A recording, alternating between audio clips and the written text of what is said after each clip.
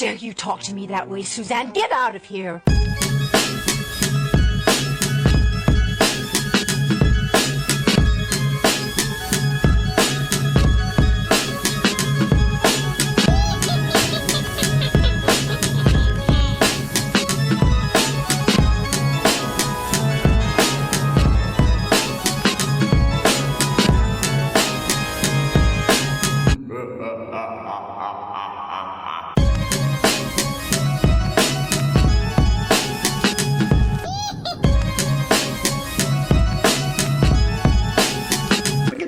Out of here.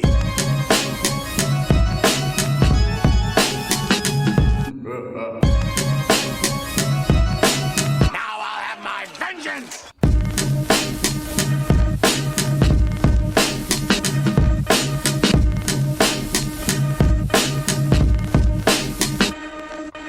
How you guys doing? Welcome to another episode of the Cove, where I take over, drop the mic, and basically talk about whatever I want to talk about and take over and steer the ship. My name is Admiral Atlas, a.k.a. Atlas. My co-host for today and always by my side is Wesley the Shamer Swanson. How are you doing today, man? I'm good. How are you, dude? Happy birthday, by the way. Hey. Get the fuck out of here. Yes, it's my birthday today. I am officially 40 years old. Can you believe that? The big 40 don't look a day over 21, I'll tell you that much. That's crazy to me. 40. So 40 years ago was 1982. I was born. And in 1992, I was 10 years old. By 2002, I was 20. So think about that. Crazy. That is very crazy town. Butterfly style. Sugar. So, what you been up to, Wesley? How's everything for you? Everything's going good. Work has been good. Just living life, you know. I feel you, bro. I feel you. Speaking of living life in San Diego, currently the baseball team, the San Diego Padres, have been making their way up through the playoffs right now. I mean, I'm not like the biggest baseball fan, but I do follow because it's the team that's playing in your hometown, so it's only fair, right? Yes. So I feel like we should support the Padres, but at the same time, hey, if they lose, at least they beat the LA Dodgers. What the fuck? Like, they were the underdogs since the beginning. Yeah, just being in the playoffs is a win in itself, you know? Yeah, exactly. So right now they're playing Philly, the Philadelphia Phillies. Whoever wins this series of games goes to the actual 2022 World Series. Hopefully that's against the New York Yankees. That would be cool.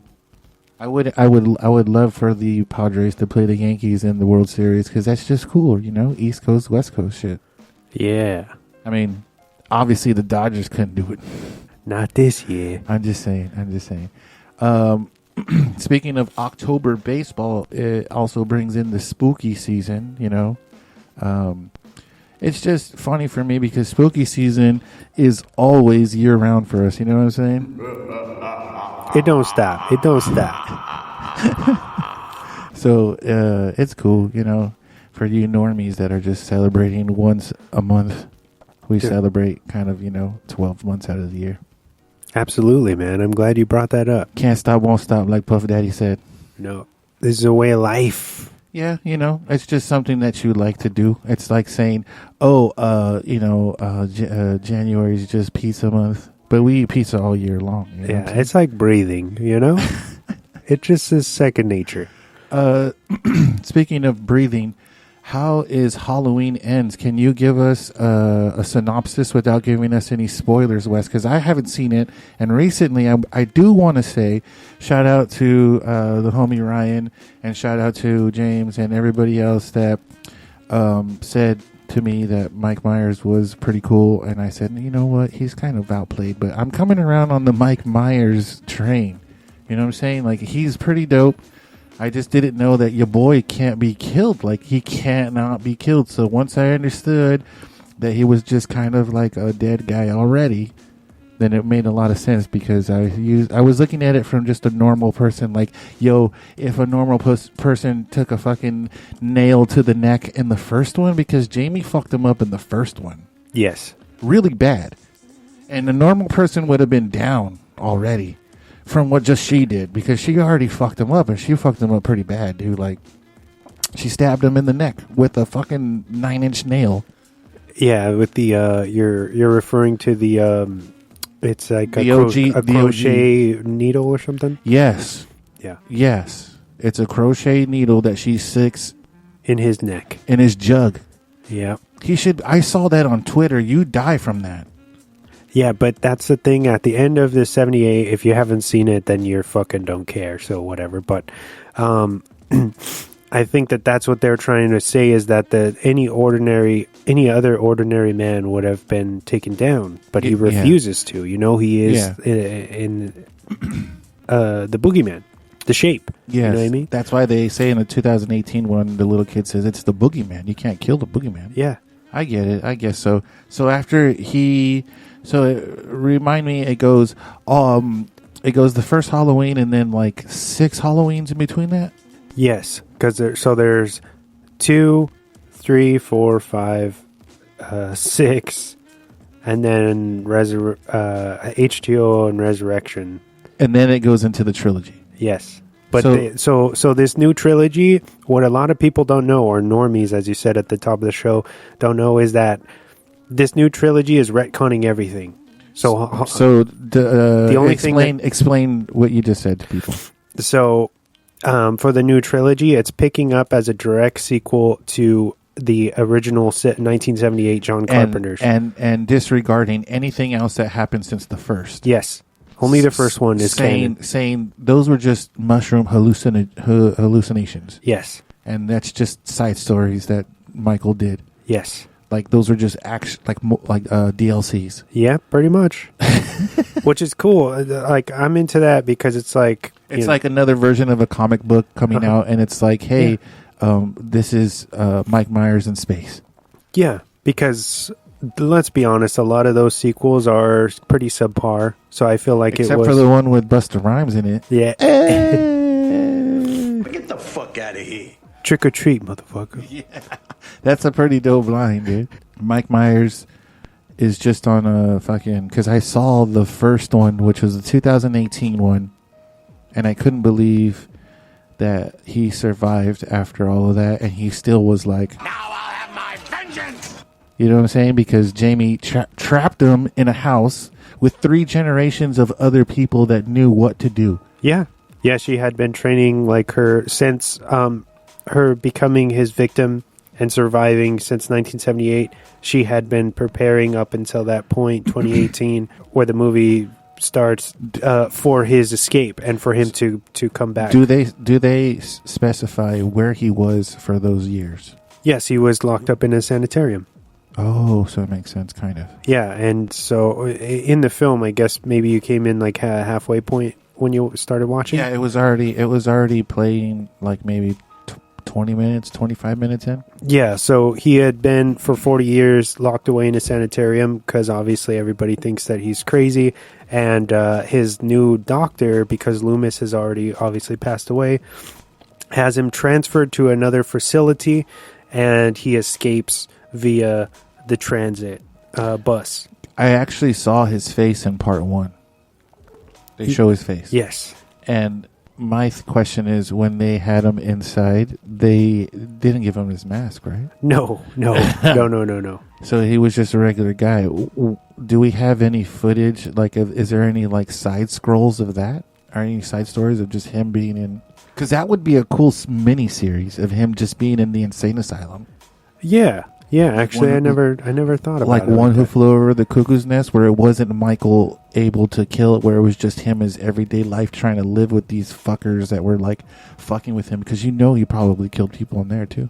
Well, technically, if you've seen the Rob Zombie's remake, he does spend a bit of time with Michael locked up in the sanitarium. Yeah. and what he gets into. Yeah, in there. with the original Little Alex. Yes, but I was thinking like it would be cool as like a mini series, like him, like a Arkham. Yeah, that would, honestly, all right. So going back to what you said about Halloween Ends, since it's supposed to be over now, that could be their putting their foot in the door as to bringing it back, going into the past when he was in the sanitarium. I gave them a really good idea.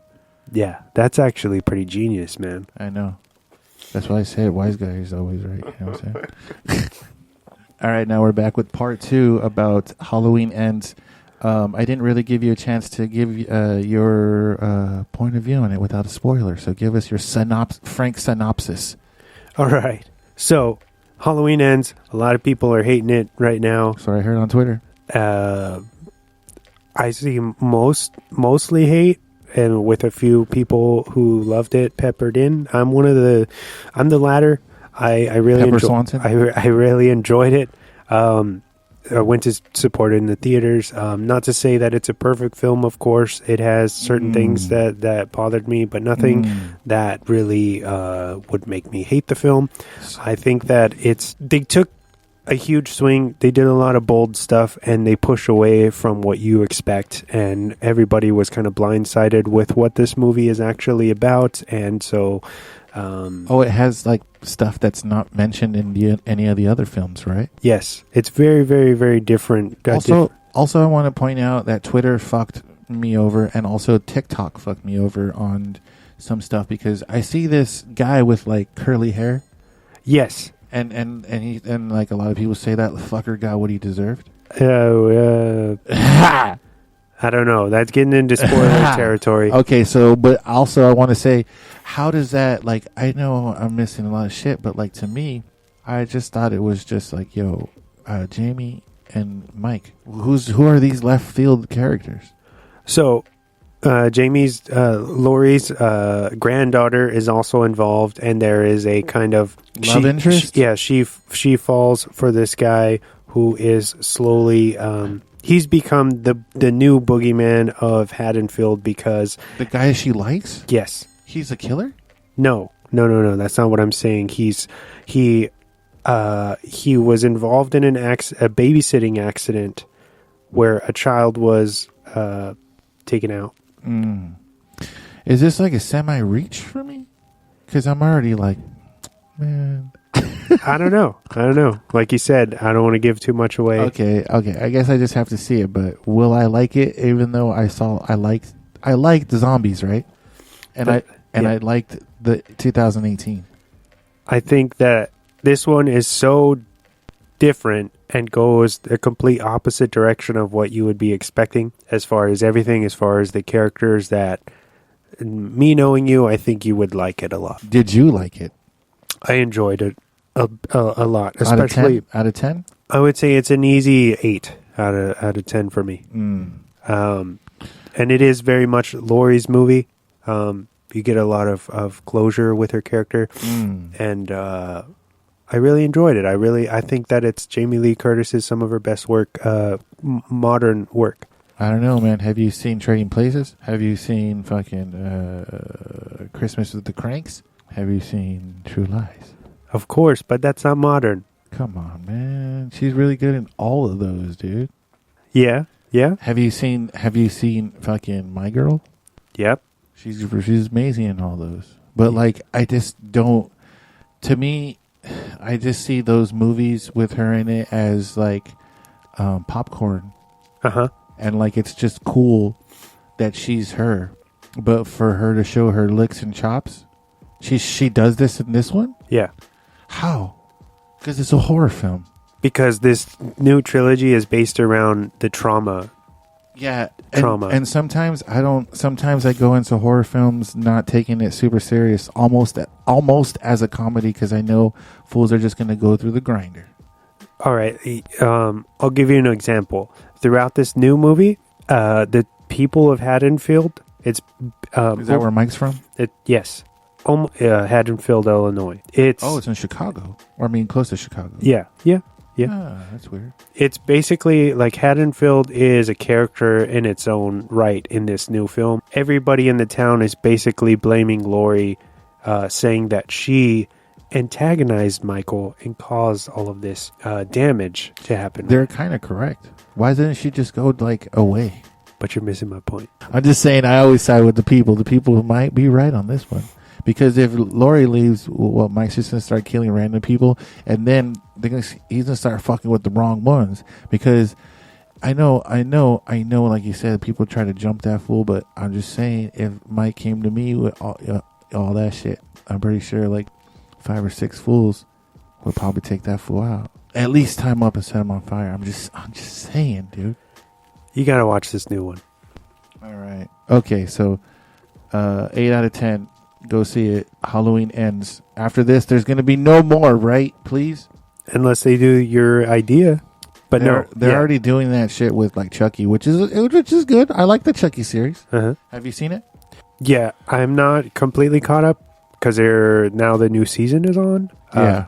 And I haven't seen the last 2 episodes, but I've seen the first season and a couple episodes of this new one. What are your thoughts about a few months in having Twitter? How has that been going for you? I know I ask you every time.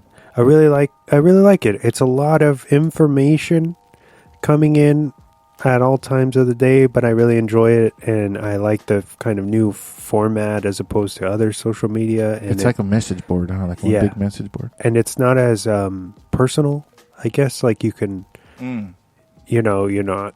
Yeah. People aren't really posting themselves and stuff the way. No, it's like an info. Uh-huh. Or like, what's your opinion on this? Or like, hey, check this out. Uh-huh. That's cool. I like it. What's up with this general rudeness outside in America right now? I don't know, but it really bothers me. It bums me out because I'm not that type of person, and I try to treat everybody equal, and I don't really get that energy back most of the time. All the time. Right? Crazy road rage, especially. I don't know. It's just been like getting worse, but maybe because I'm getting older, I'm starting to realize it more. But a lot of the young life be getting crazy out there, dude. I guess so. What are your thoughts on the Bravery, Killers, Moving Units, Panic at the Disco? I like all of the above except for Panic. I never got into them. Never figured out the hype. You don't like Panic?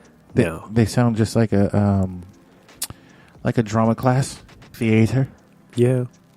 And I've never got really big into the Killers. I much prefer like the Hives or the Vines. The Strokes? Yeah. I like the Strokes. Other garagey type stuff. Let's see. Speaking of, when you go see those bands, what is your big number one no? Do you know what that is? Yes, sir. It's you do not wear the merch to the band that you're going to go watch because it's cringy, it's cringeworthy, and it's just try hardish, man. I just want to say, don't do that, dude. If you're going to go to, let's just say, a My Chemical Romance concert, you don't wear a My Chem shirt to a My Chem show. You just don't do it. I mean, you can if you want to look like the jerk, but I mean, real people know you're not supposed to do that, dude. Wear like an Incubus shirt or something. Yeah, because it's like, all right, and you're gonna get ready for the show, take a shower, and you open up your closet and you're coordinating an outfit to the band that you're gonna watch. Yeah. Dude, like Deftones fans do this too. Tool fans. We know. Like if you're at the show. And we're at the show, too. You don't need to wear the merch to prove to the band that's not even going to see you in the crowd, probably, that you're a fan. Also, like, maybe if you just bought the shirt, you can put it on. Yeah. Or like if you don't want to hold it. Yeah, give it to your girl to put in her purse or something, but don't wear an existing shirt to the show. You know where I saw that at? A long time ago, I went to see Weezer, Blink-182, and Taking Back Sunday with this person I will not speak of.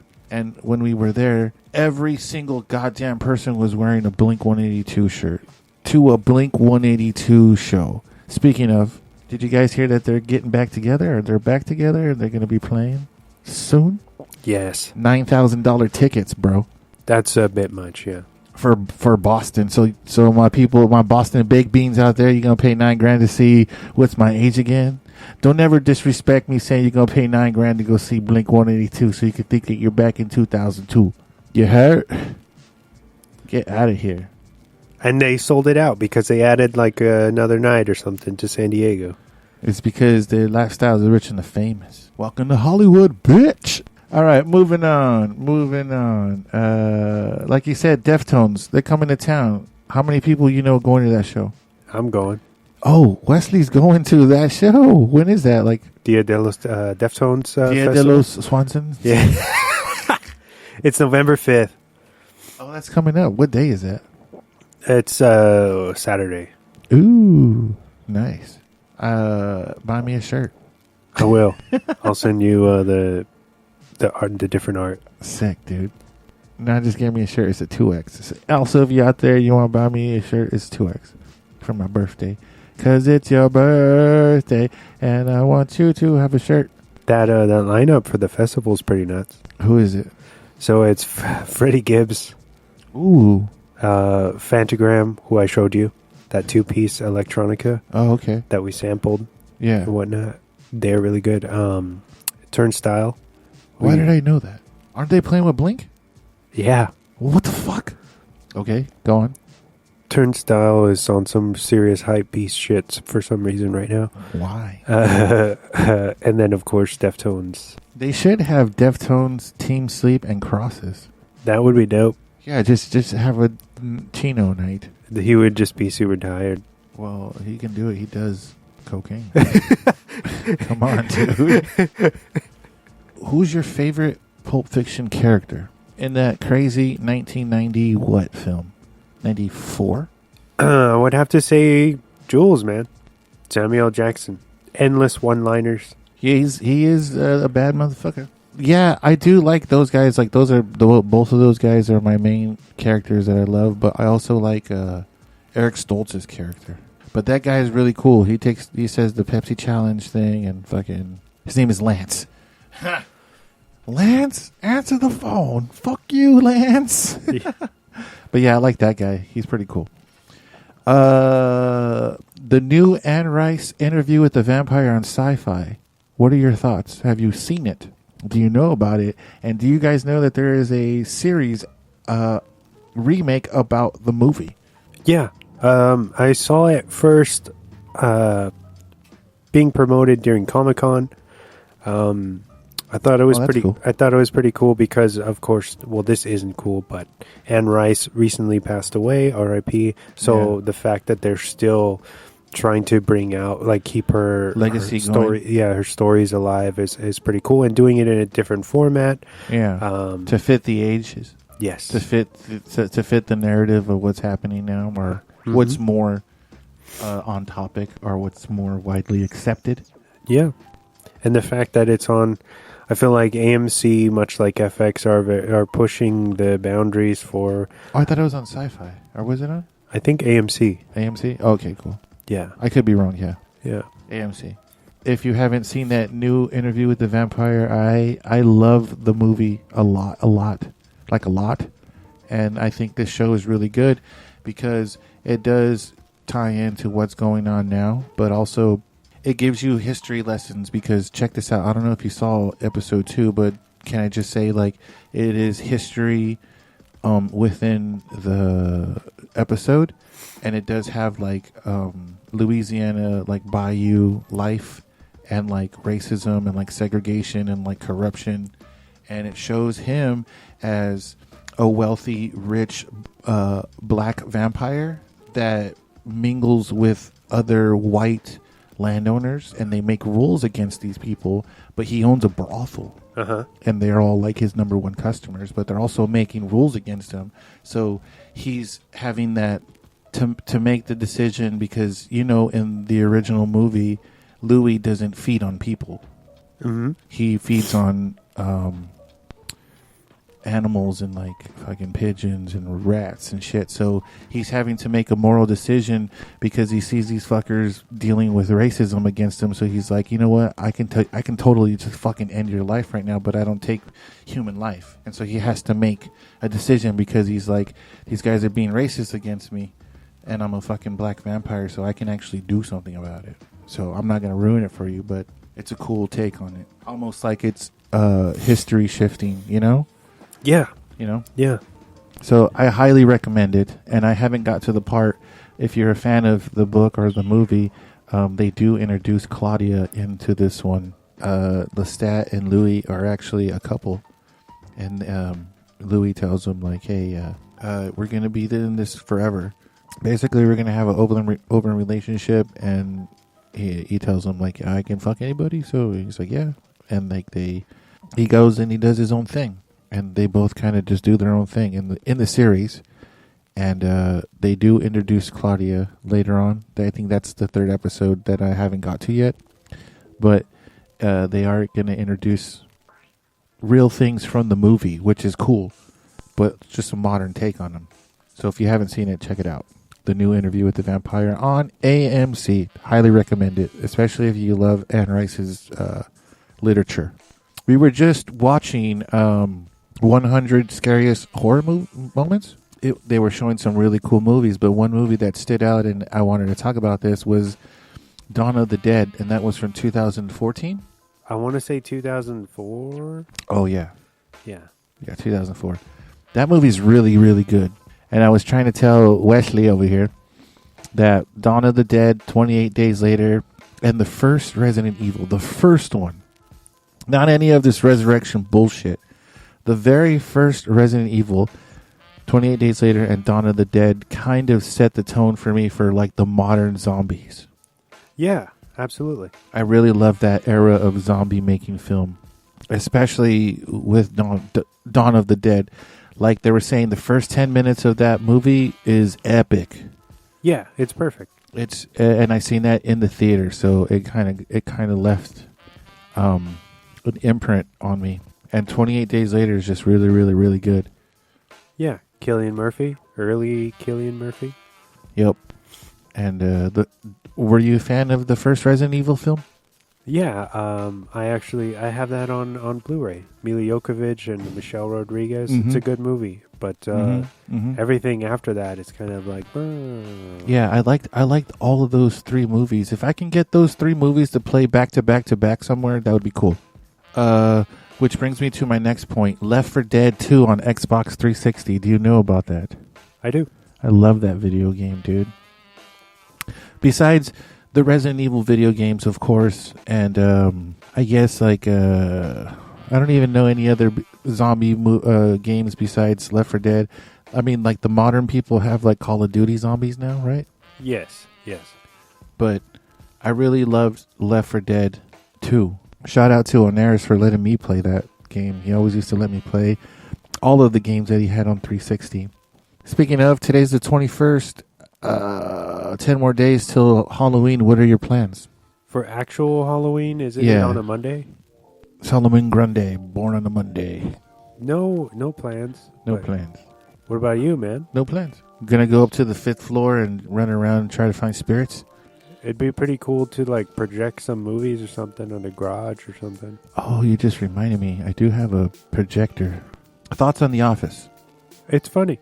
Jim Halpert? Is he a good director? Yeah, I like the Quiet Place films. Did you like the Quiet Place films? I did. What'd you think about the silent birth of Emily Blunt's baby? I just, I mean, things are going to happen in the heat of the moment, but I just would not be getting somebody pregnant in that atmosphere.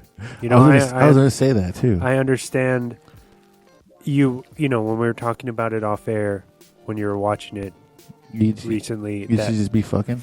It seems at like least no cream pies, right? They need they need to try to or attempt to repopulate, but also like births are really, really tough to be silent. But also it's Emily Blunt, you know what I'm saying? Mm-hmm. I mean, I get it, Jim. There's a part 2, right? Yeah. What'd you think of the part 2? Is it as good as the first one? I didn't even get to finish the first one. I got kind of like sidetracked and I fell asleep because it was so quiet at some points.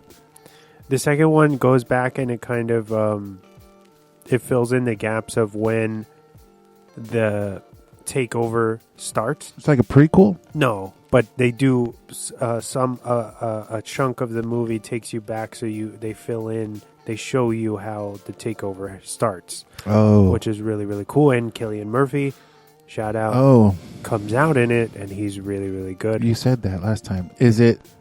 But it's not even Emily Blunt's not even. Yes, it's that same family. I'm just gonna do a shameless plug real quick. If you haven't seen us or heard about me and my homie doing music, we are Lord and Atlas. Go follow us. I'll throw a link up right here, and then you can go follow us, dude. Thank you for that. Is there anything you want to talk about, man? As far as plugs, if you're listening to this or you're stumbling upon this episode because of my man here who has his own following, Admiral Atlas, we also do Drop the Mic. Yeah, Drop the Mic, a weekly pop culture podcast. Yes, sir. Which is operated out of San Diego, California. Mm-hmm. And we release content every single week, going on 5.5 years. That's a lot of content. Non-stop. They do everything in pop culture, movies from, it's not just horror, it's not just comedy, it's not just action, it's everything, and even stuff that you wouldn't really find material on, like Basket Case, Our Kids, or like, obscure shit. So, subscribe on Spotify or YouTube or Spreaker and just scroll through and, listen to the Baby Boy episode. Listen to the Sin City episode. There's so much. I know, dude. I'm just like, dang. Mortal Kombat. House of a Thousand Corpses. This right here, this is the first time that we're going live and having actual direct audio and video.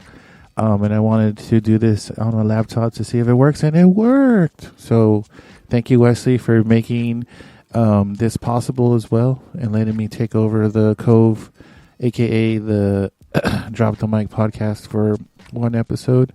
Like you said, today is my birthday.